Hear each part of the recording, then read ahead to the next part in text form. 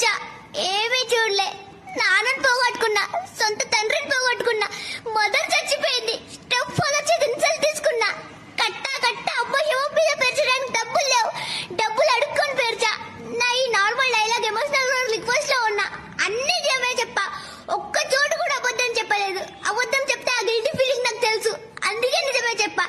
నాకు ఒకే ఒక్క భయం, దీని బయట జీవితం ఉందో లేదో నాకు తెలియట్లేదు.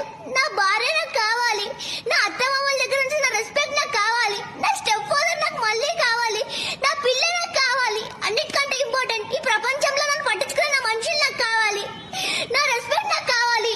బిగ్ బాస్, నేను ఇంతకన్నా ట్రాన్స్పరెంట్ గా బతకలేను. Big boss, బతకలేను.